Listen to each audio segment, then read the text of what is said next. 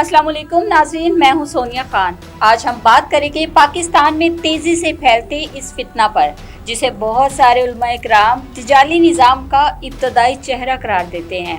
जी हाँ, वही तिजाली निज़ाम जो इंसान के ईमान, इखलाक और सोच पर कब्जा कर रहा है।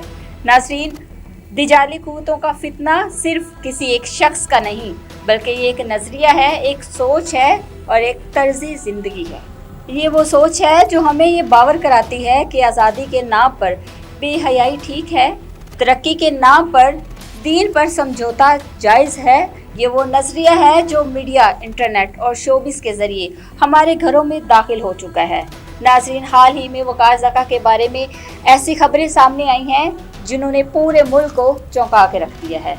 कभी खुद को टेक्नोलॉजी का माहिर कहने वाला ये शख्स आज गैर इखलाकी मवाद और फहाशी के इल्ज़ामात की जद में है। लोग सवाल कर रहे हैं, क्या ये वही तिजाली निज़ाम नहीं जो इंसान को मशहूर करके इसके किरदार से इसको महरूम कर देता है?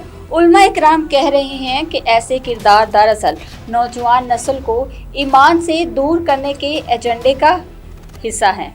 नाज़रीन, फिर आती है बारी यहाँ पे फैशन डिज़ाइनर मारिया बी की।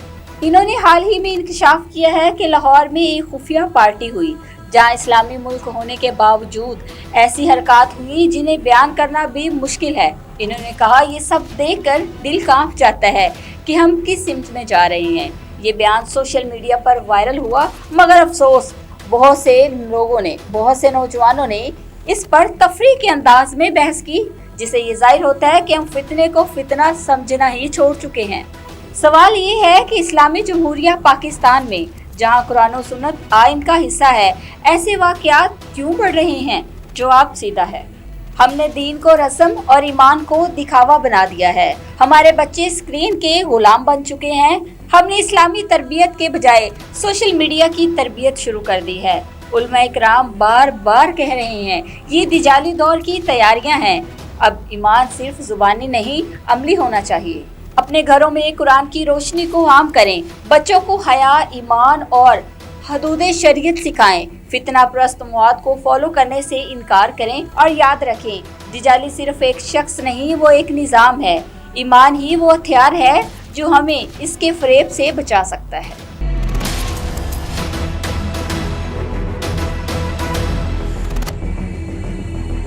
बिस्मिल्लाहिर्रहमानिर्रहीम। अस्सलामु अलैकुम वरहमतुल्लाहि वबरकातुहू। आज हम एक वायरल वीडियो के हवाले से बात करने जा रहे हैं, जिसमें सोशल मीडिया से ताल्लुक़ रखने वाले एक शख्स वक़ार ज़का को एक पार्टी में देखा गया है, जहां उसने कुछ ऐसे इशारे और साइन बनाए जो अक्सर एलोमनाटी से मंसूब किए जाते हैं। सवाल यह है कि एलोमनाटी है क्या, और इस्लामी नज़रिया के मुताबिक इसका इंसान की रूह, सोच और अकीदे पर क्या असर पड़ता है, और एलोमनाटी से बचा कैसे जा सकता है। ये 3 सवाल हैं। इन 3 सवालों के जवाबात आपको दिए जाएंगे इंशाअल्लाह। सवाल यह है कि एलोमनाटी क्या है। एलोमनाटी एक खुफिया गिरोह या नज़रिया समझा जाता है जो दुनिया में ताकत, दौलत और असर और रसूख के ज़रिए लोगों की सोच पर काबिज होना चाहता है। उनका मकसद यह है कि इंसान को अल्लाह की बंदगी से हटाकर शैतान की पैरवी की तरफ माइल किया जाए। उनके निशान जैसे एक आंख, तकून या शैतानी हैंड साइन दरअसल शैतानियत और खुद परस्ती की नुमाइंदगी करते हैं। इस्लाम के मुताबिक इस नजरिए का नुकसान, कुरान कहता है, इन्न शैतान लकुम अदुव्वुन फत्तखिदूहु अदुव्वा, बेशक शैतान तुम्हारा खुला दुश्मन है, उसे दुश्मन ही समझो। एलोमनाटी दरअसल इसी दुश्मन के फलसफे को खूबसूरत अंदाज में पेश करती है। यह नजरिया इंसान को आज़ाद ख्याली के नाम पर गुमराही, फहाशी और दीन से दूरी की तरफ ले जाता है। इसका मकसद शैतानी सोच को आम करना और इलाही इक़दार को मिटाना है। यह इंसान पर कैसे असरअंदाज होती है? एलोमनाटी कल्चर मीडिया, म्यूजिक, फिल्म्स और सोशल मीडिया के जरिए नौजवान नस्ल के दिमागों में दाखिल होता है। जब कोई फनकार या मशहूर शख्सियत ऐसे साइन बनाती है तो नौजवान समझते हैं कि यह स्टाइल है, हालांकि हकीकत में वो एक बातनी अकीदे को प्रमोट कर रहे होते हैं। यही वो मकाम है जहां इंसान लाशऊरी तौर पर शैतान के निज़ाम फिक्र का हिस्सा बन जाता है। मुसलमानों को करना क्या चाहिए? देखिए, हमें किसी के अमल पर फैसला नहीं देना, मगर इबरत और शऊर हासिल करना फर्ज है। اسلام ہمیں سکھاتا ہے کہ ایمان، ذکر الہی اور قرآن کی تلاوت سے شیطان سے بچا جا سکتا ہے۔ جو لوگ شہرت، طاقت یا پیسے کے بدلے اپنے عقیدے سے کھیلتے ہیں وہ دراصل دنیا کی چمک میں خود کو کھو دیتے ہیں۔ دوستو، دنیا کے ہر فتنے میں ایک چیز مشترک ہوتی ہے، انسان کو اللہ سے دور کرنا۔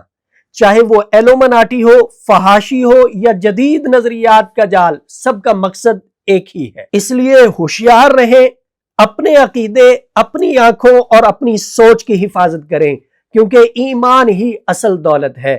دعا ہے کہ اللہ رب العزت ہم سب کے ایمانوں کی حفاظت فرمائے۔ اللہ ہم سب کا عمر، اوقات، عزت، مال، دین میں برکتوں کے ساتھ خاتمہ ایمان پہ فرمائے۔ سب کہہ دے آمین۔